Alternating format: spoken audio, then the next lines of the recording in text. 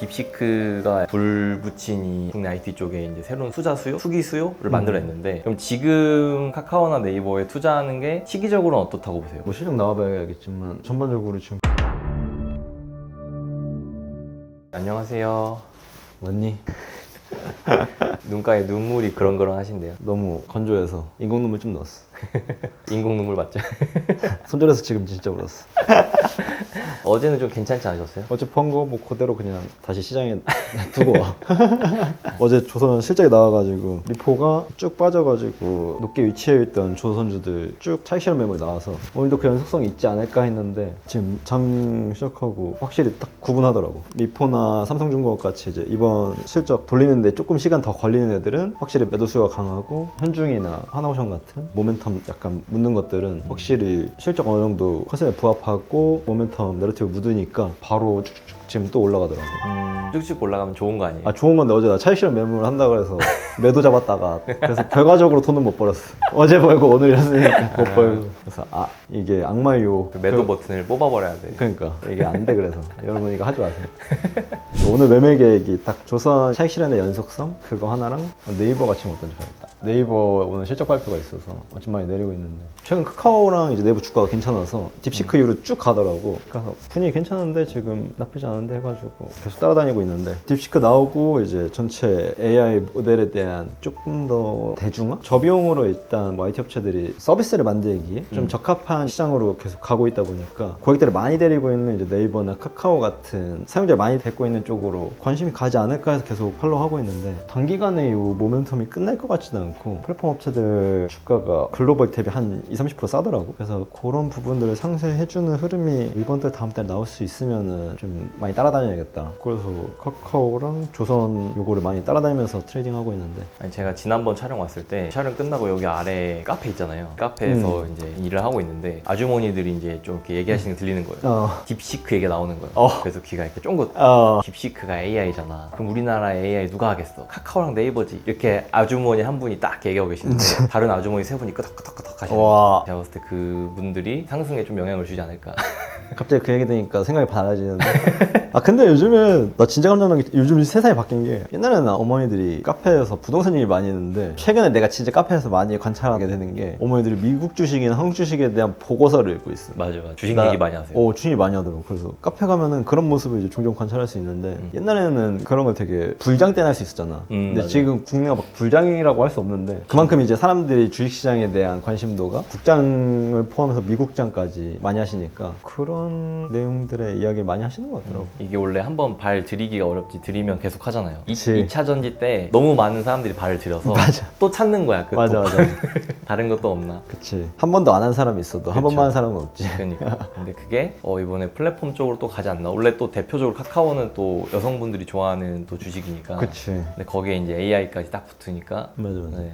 그러면 이 딥시크가 약간 불 붙인 이 국내 IT 쪽에 이제 새로운 투자 수요, 투기 수요를 만들어냈는데 그럼 지금 카카오나 네이버에 투자하는 게 시기적으로는 어떻다고 보세요? 주가의 위치나 모멘텀의 뭐 어떤 크기나 그런 걸 보셨을 때. 네이버는 뭐 실적 나와봐야겠지만 전반적으로 지금 국내 주식시장 분위기가 하방에 있는 주식들이 한 번씩 계속 위로 순환매 돌면서 툭툭 튀어오르고 있거든. 근데 이 모습은 이제 보통 지수가 저점을 잡을 때 일어나는 패턴이란 말이야. 낙폭 과대주들이 한번 튀겨주고 기존에 올라와 있던 것들 한번 내려오면서 지수는 그 위치지만 사실 전체 종목의 오르고 내림이 이렇게 가까워지고 있는 수렴하는 이 뒤에 이제 시장이 조금 안정화되고 다시 한번 위로 올라가는 흐름이 보통 일반적으로 많이 일어나는데 카카오도 이제 그런 위치라서 지금 저점 대비 뭐 그래봐야 뭐 1-20% 올랐는데 나쁜 상황은 아닌 것 같다. 그러면 카카오나 네이버가 만약에 장이 이제 뭐 다음 사이클에 상승을 한다고 하면 그때 주도주가 될 수 있을까요? 그 정도라고 보시나요? 아 그건 모르겠어. 왜냐면 실적을 찍히기까지 너무 오래 걸릴 것 같고. 근데 그게 없어서 오히려 오를 수도 있을 것 같고.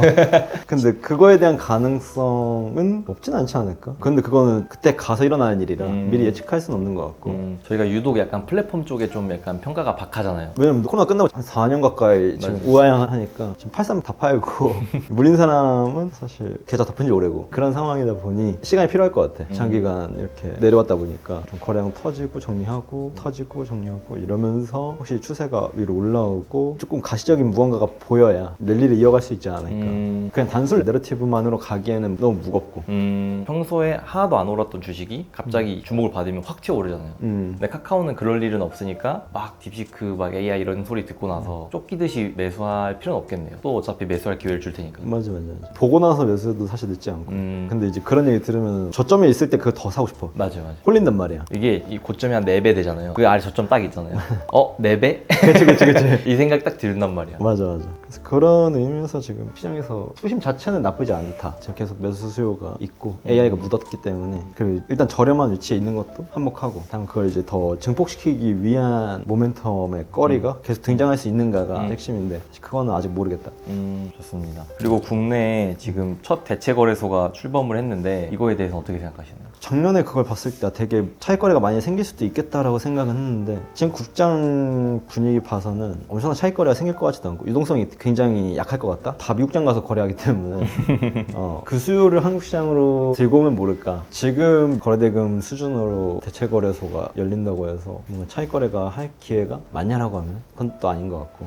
그럼 이 대체 거래소를 아마 많은 분들이 잘 모르실 텐데 이게 뭐고 왜 나오는지 간단하게 설명해 주실 수 있을까요? 대부분 글로벌 큰 증시들에는 인내 시스템인데 거래소가 여러 개이기 때문에 호가도 다 달라. 거래소마다 호가가 좀 달라서 어디선 좀 비싸게 사야 되고 거래 비용이 증가하거든. 그래서 이제 거래소끼리 경쟁을 시키면서 전체 유동성을 조금 더 풍부하게 만드는 작업이 필요하다는 게 솔직히 대체거래소 논리인데 근데 한국 시장 사이즈에서 그게 솔직히 필요하냐라고 하면 난 솔직히 모르겠고 앞으로 필요할 거냐라고 하면 한국을 이제 낙관적으로 본다는 전제에는 당연히 하는 게 맞고 근데 이제 주식시장 하는 사람들한테는 사실상 체감이 안 될 거야. 있든 없든 사실상 체감이 별로 안 될 거고 근데 본격적으로 그걸 차익거래 하려고 들어가는 사람들은 초기이기 때문에 관심을 가져볼 필요는 있다. 그런 거에 관심 있는 사람들은. 트럼프 되고 나서 관세 때문에 지금 삼양식품이나 국내 화장품 회사들이 문제가 생기는 거 아닌가라고 걱정도 했고 혹은 반대로 또 수혜를 볼 수도 있지 않을까. 중국을 이제 견제하면서 지금까지 트럼프가 하는 행보로 봤을 때는 어떤 방향으로 갈 것 같나요? 앞으로 더 수혜 쪽으로 갈까요? 아니면 좀 주춤하게 될까요? 일단 중국을 견제하는 거는 뭐 당연히 계속하겠지만 17년도, 18년도 내용을 보면은 중국향 화장품이 미국으로 수입되는 전체 점유율이 21에서 14까지인가 떨어졌다라는 그 내용이 있거든. 근데 그 당시에 이제 한국이 그거에 대한 수혜를 받았냐고 하면 그거에 대한 수혜를 받지는 못했어. 그렇죠. 그때는 미국에서 안 하고 있었고 그렇게까지 세일이 안 되고 있어서. 네. 근데 이번 사이클에서는 같은 흐름이 분명히 나올 텐데 국내 이제 ODM 업체들이 미국에 공장을 갖고 있는 경우가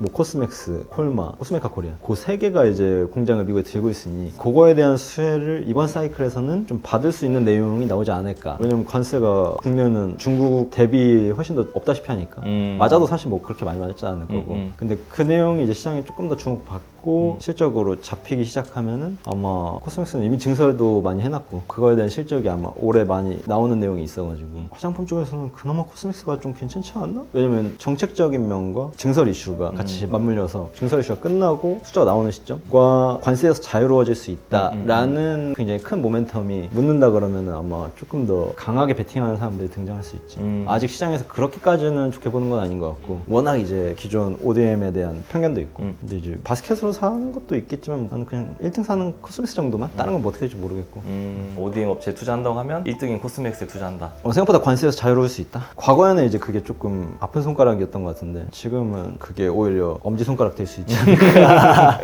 오늘 또 좋은 말씀 많이 해주셔서 감사합니다. 손 좀 크게 해서 복구하러 가야겠습니다. 그럼 저는 다음 시간에 만나요. 안녕.